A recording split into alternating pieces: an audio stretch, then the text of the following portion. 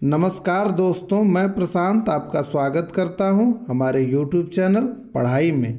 दोस्तों, आज के इस वीडियो में मैं आपसे बात करने वाला हूं उन महत्वपूर्ण रणनीतियों के बारे में जिसे अपना करके आप PCS 2017 के प्री एग्ज़ाम को क्वालिफाई कर सकें। दोस्तों, इस वीडियो को शुरू करने से पहले मैं आपसे कहना चाहूँगा कि अगर अभी तक आपने इस चैनल पढ़ाई को सब्सक्राइब नहीं किया है तो प्लीज़ इसे सब्सक्राइब कर दीजिए, क्योंकि आप ही के लिए यहाँ इस तरह के नए नए वीडियो हम लेकर आते रहते हैं। दोस्तों, जैसा कि आपको पता है कि PCS के एग्ज़ाम में अब केवल 70 से 75 दिन शेष बचा है और मई के लास्ट वीक में ये एग्ज़ाम होने जा रहा है, जिसमें आप अपनी पढ़ाई को धार दे सकते हैं। जैसा कि दोस्तों हम सबको पता है कि इस प्रतिष्ठित परीक्षा में जो पहली सीढ़ी है वो प्री का एग्ज़ाम ही होता है।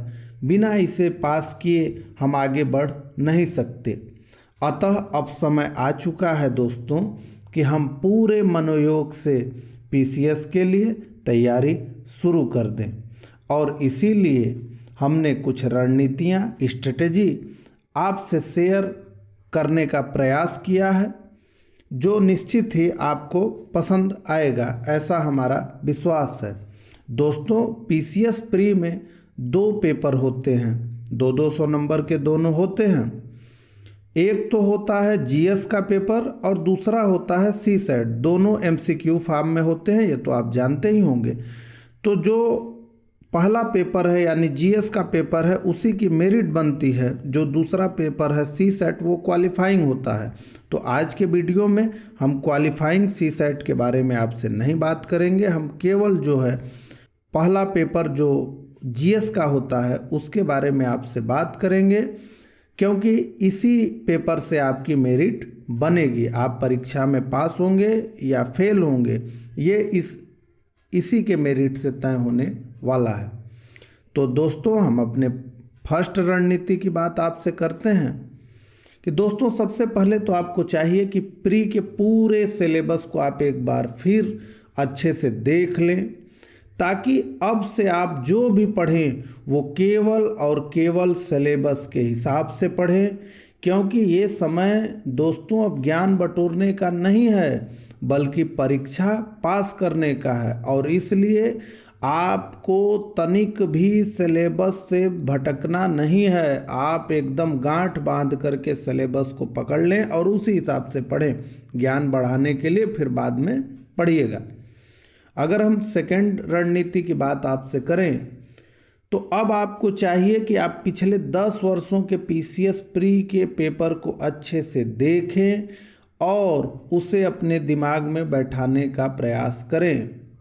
अब दोस्तों, प्री के पेपर को देखने के लिए मैं आपसे इसलिए कह रहा हूं क्योंकि हर एक साल ये देखा जा रहा है कि 30 से 35% क्वेश्चन सीधे सीधे पीछे के जो प्रश्न पत्र आए थे उनसे उठा करके पूछ लिए जाते हैं।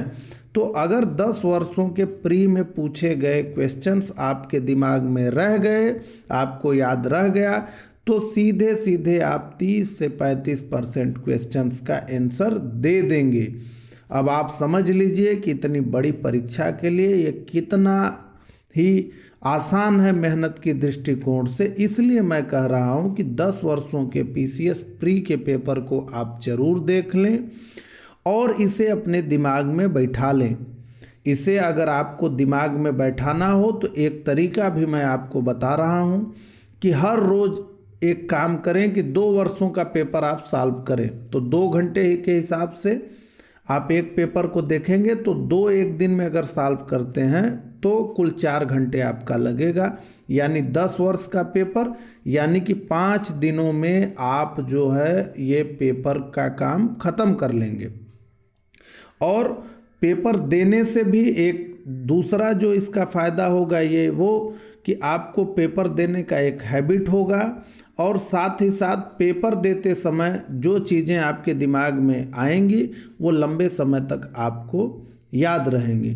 तो इस प्रकार से आप जो है पुराने पेपर्स का प्रयोग बहुत ही अच्छे ढंग से कर सकते हैं। अब हम आते हैं अपने थर्ड पर। दोस्तों, जैसा कि आप देख ही रहे होंगे, करेंट अफेयर का वेटेज अब हर परीक्षा में धीरे धीरे बढ़ता ही जा रहा है, जिसकी शुरुआत हम देख सकते हैं कि आईएएस 2017 के पेपर से शुरू हुई, जिसमें काफ़ी ज़्यादा मात्रा में करेंट अफेयर पूछा गया। और ये पैटर्न फिर हमने देखा कि अभी हाल ही में एमपी का पीसीएस जो हुआ और उसी दिन बिहार का जो पीसीएस हुआ, उन दोनों में भर भर के करेंट अफेयर्स पूछे गए थे। अतः अब हमें ये ध्यान देना होगा कि करेंट अफेयर बहुत ही महत्वपूर्ण विषय हो चुका है अगर आपको इस परीक्षा को पास करना है। तो अगर हम करेंट अफेयर को पढ़ने की बात करें तो रोज़ तो हम समाचार पत्र पढ़ेंगे ही पढ़ेंगे, और अगर हम तैयारी में हैं तो हम पहले से भी पढ़ना। अगर अच्छे से समाचार पत्र आप पढ़ते हैं और उसकी जो इम्पॉर्टेंट चीज़ें हैं उस दिन की, अगर उसको आप नोट करते जाते हैं तो धीरे धीरे तो ये समग्र आपका हो ही जाएगा। लेकिन अगर अभी तक आपका करेंट अफेयर बहुत अच्छे से तैयार नहीं है तो आप ये कर सकते हैं कि जैसे मई में एग्ज़ाम है तो अप्रैल से लेकर के आप नवंबर या फिर उससे थोड़ा सा पीछे चले जाइए आप सितंबर तक, यानी करीब 8 महीने से लेकर के 6 महीने तक का जो करेंट अफेयर है उसके लिए कई आपको पत्रिकाएं मिल जाएंगी, उसको उठा लीजिए और उससे जो भी महत्वपूर्ण आपको समझ में आए उसको आप देख लीजिए। साथ ही साथ एक घटना चक्र की दृष्टि के नाम से एक पत्रिका आती है जो आपके पेपर से 15-20 दिन पहले बाजार में आ जाएगी, उसे ले लीजिए और उसको जो है अपने दिमाग में बैठा लीजिए, क्योंकि 80% से ज़्यादा प्रश्न सीधे सीधे आपको उसी घटना चक्र का जो विशेषांक है उससे सीधे सीधे आपकी परीक्षा में पूछ लिए जाते हैं। और दोस्तों, साथ ही साथ ये ध्यान रखें कि पिछले कुछ महीनों में हुए स्टेट लेवल और सेंट्रल लेवल की जो भी परीक्षाएं हुई हैं उसमें जो भी थोड़ा नए नए क्वेश्चंस आपको दिख रहे हैं उनको भी नोट कर लें और उन सारे पेपर को जुटाकर एक बार देख लें, सॉल्व कर लें, क्योंकि ऐसा देखा जाता है कि 4 से 5 क्वेश्चन वहाँ से उठा करके सीधे सीधे आपके पेपर में पूछ लिया जाता है। तो ये अगर आप करेंगे तो ये भी आपको काफ़ी फायदेमंद होगा।